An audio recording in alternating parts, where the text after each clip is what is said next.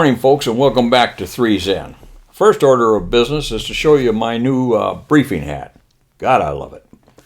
At any rate, when I was instructing at Vance, I'm thinking 1977, more than likely, I was assigned a student in November flight, in-flight.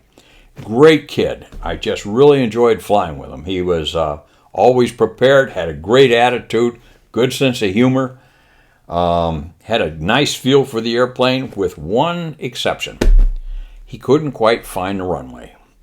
Now, what he would do, we would fly a final approach, and then as we got near the runway, came across the overrun, which is 1,000 feet, and then came across the threshold, we would pull the power back to idle and then begin a flare maneuver. A flare just kind of pulling the nose up just before touchdown, and then we go into an aero brake to slow down.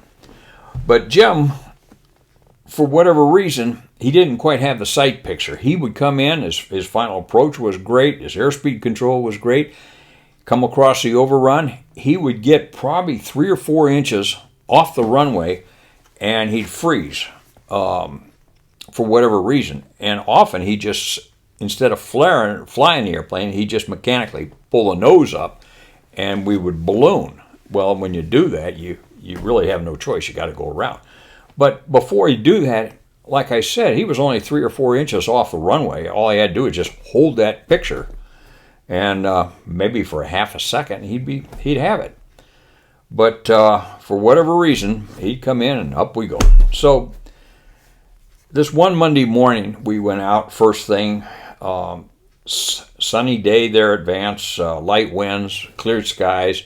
And I know he was a little bit concerned out in the areas we were doing our area work. He wanted to get back to the pattern to see if he could get this landing issue resolved, as any of us would, I suppose. So anyway, we came back to the pattern, and he pitched out for his first landing. He came in. As he's coming across the threshold, everything was just looking great, just great.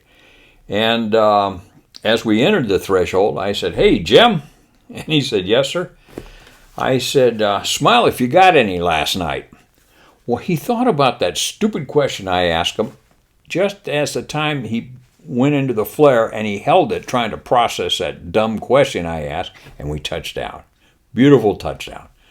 He was so thrilled. He lowered the nose, added the power, and we went around and requested a close. He never said anything about it at that point, but he saw the sight picture. He came around, and the second time, I didn't say anything. He found the runway. And that's all it took, was that dumb question. But it worked. Like I said, you probably won't find that in Air Training Command's official instructor guide. But sometimes you just got to modify the system. Anyway, good to see everyone here. And I was going to say smile if you got a last night, but we'll just let that slide. Take care, everybody.